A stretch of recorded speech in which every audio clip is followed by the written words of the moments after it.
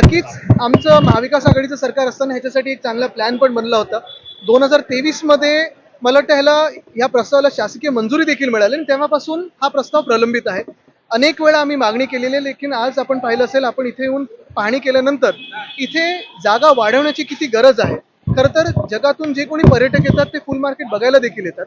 इकडचे गाळेधारक असतील किंवा मग पर्यटक असतील किंवा मुंबईकर असेल, त्यांना चांगल्या सोयी सुविधा देण्यासाठी मागचा सिव्हिरचा प्लॉट असेल, बाजूचा प्लॉट असेल, हे देखील यांना देणं गरजेचं आहे. आणि काही ठराविक पावसाळ्याआधी दुरुस्ती करणं गरजेची होती, ती देखील आम्ही मागणी केलेली आहे.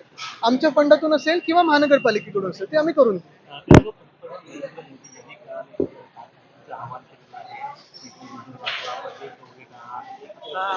अच्छा, परदेश दौरे टाळायला सांगितलं. आपण सगळ्यांनीच विधान भवनात जेव्हा अधिवेशन सुरू होतं तेव्हा आपण सगळे तिथे होतात आणि आपल्याला आठवत असेल, पहिल्या दिवसापासून मी सांगत आहे की पंतप्रधान महोदयांनी याच्यावर भाष्य करावं की देशाला काय आर्थिक परिस्थितीतून जावं लागणार आहे. हे मी साधारणपणे 2 महिन्यापूर्वी जेव्हा हे इराणचं युद्ध सुरू झालं तेव्हापासून बोलत आहे. काल सगळ्या निवडणुका झाल्यानंतर पंतप्रधान महोदयांनी सांगितलेलं आहे की आर्थिक घडी बिघडणार आहे. रुपया आपण पाहतोय घसरत चाललेला आहे. सोनं घेऊ नका, बाहेर जाऊ नका, बाहेर जाऊन लग्न करू नका, अमुक करू नका, तमुक करू नका. पण स्वतःचे मंत्री आणि स्वतःचा पक्ष हे पाळणार आहे का? रोड शो बंद होणार आहेत का? जे ताफे मंत्र्यांचे असतात ते कमी होणार आहेत का?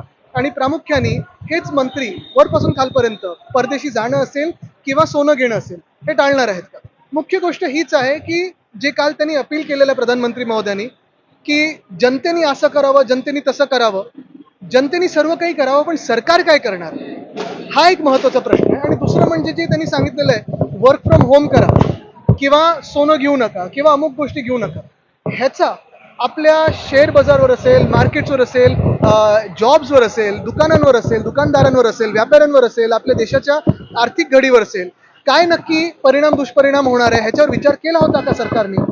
कारण वर्क फ्रॉम होम बोलल्यानंतर कोविडच्या काळात आपल्याला आठवत असेल, वर्क फ्रॉम होम हे बाहेर एक कंटेजियस व्हायरस होता म्हणून आपण घरून काम करत होतो.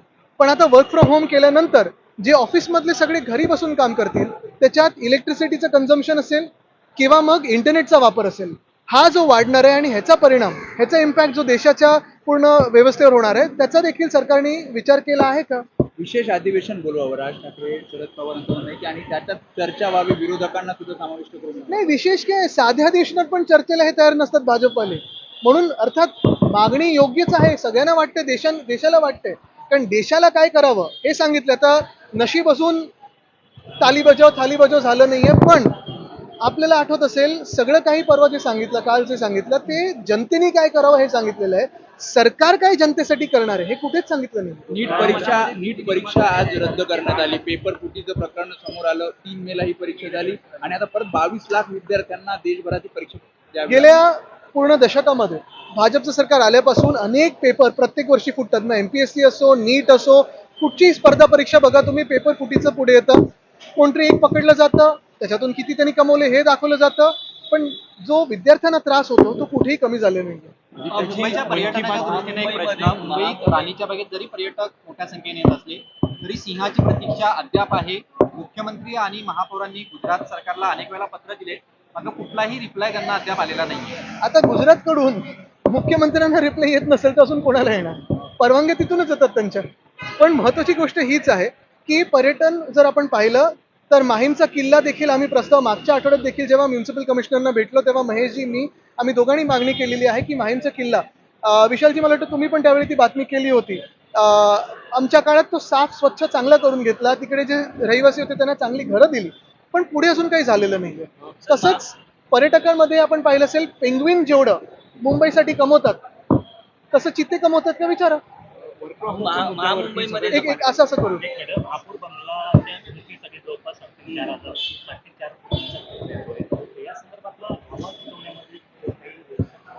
आवाज उठवण्याचा नाही. आपण पाहिलं असेल, सत्ताधाऱ्यांमध्ये पण, भाजपमध्ये पण काही ठराविक लोकांना जास्ती पण, काही ठराविक लोकांना कमी पण, हे त्यांच्यामध्येच भांडण चालू आहेत. आणि आम्ही तर आवाज उठवत आहोत, पण महत्वाची गोष्ट म्हणजे आम्ही जो आवाज उठवत आहोत तो स्वतःसाठी नाही उठवत, तो मुंबईसाठी उठवतो. परवा देखील आपल्याला आठवत असेल, सभागृह ठरलं होतं आणि भाजपचा काहीतरी कार्यक्रम म्हणून सभागृह रद्द केलं. असं किती वेळा आपण पाहिलेलं आहे. म्हणजे मुंबईचे विषय नंतर, भाजपचे कार्यक्रम पहिले, हे किती योग्य आहे? महाविकास आघाडी सरकारच्या काळामध्ये वर्क फ्रॉम होम लागू करण्यात आलं होतं, मात्र त्यालाच या विरोधकांनी विरोध केला होता आणि आता तेच सरकार वर्क फ्रॉम होमच्या दिशेने जाते. काय सांगतात? हो, तेच सरकार बोलेल की तुम्ही कामं घरून करा, पण बाकीचे सगळं स्थळं जी असतात धार्मिक स्थळं वगैरे ही उघडी ठेवा. मुद्दा असा आहे, आम्ही जीव वाचवले होते आणि 2 महिने आम्ही सांगतोय की अजूनही जीव आणि आपली आर्थिक घडी जी आहे ती विस्कटायची नसेल तर प्रधानमंत्र्यांनी बोलावं. ते काल परवाकडे बोलले. महामुंबईमध्ये 900 ज्या इमारती आहेत त्या अति धोकादायक आहेत. त्याचबरोबर 13,000हून अधिक इमारती त्या धोकादायक आहेत. फक्त प्रशासन नोटिसा लावतंय. एकीकडे पावसाळा एका येतोय. बाजूला हे धोकादायक जाहीर करण्यासाठी पण मोठा घोटाळा सुरू आहे, हे देखील आपण लक्षात घेणं गरजेचं आहे. ज्या सेस आणि नॉन सेस बिल्डिंग आहेत त्याच्यात कुठे ना कुठेतरी सरकारी अधिकारी काहीतरी घोटाळा करून धोकादायक करायचा, लँडलॉर्डची बाजू घ्यायची, म्हणजे ह्या सगळ्या टेनेंट्सना घराबाहेर काढायचा, हा एक विषय प्रलंबित आहे. आणि दुसऱ्या बाजूला खरोखर धोकादायक जे आहेत त्यांना दुरुस्ती कुठे होते? एकीकडे नालेसफाईचे मुद्दे भाजपचे नेते स्वतः उतरून नालेसफाईबद्दल वाहिनीपणा बघायला मिळत आहे. मात्र या नालेसफाईसाठी 25 गाड्या त्या ठिकाणी बघायला मिळत आहेत आणि 24 तासच झालेले आहेत. बरोबर आहे, गाड्या स्वतःसोबत 25 जात आहेत, पण नालेसफाईमधून जे गाळ निघायला पाहिजे ते किती गाड्या बाहेर निघतात? आणि कॉन्ट्रॅक्टर कोण आहेत? किती लोकांना क्लीन चिटा दिलेल्या आहेत? किती लोकांवर आरोप लावले आहेत? मुद्दा हाच येतो की जेवढं मुंबईवर प्रेम आणि मुंबईची सेवा आम्ही केली तेवढं भाजप करत नाहीये. भाजप सगळे ऑर्डर दिल्लीकडून घेतं. आदित्य, हिंदी में जानना चाहेंगे। लगातार अब हर स्पीचेस में प्रधानमंत्री बोल रहे हैं कि सोना मत खरीदो, इलेक्ट्रिक गाड़ियों का यूज करो। अब तो ये देखने मिल रहा है कि बीजेपी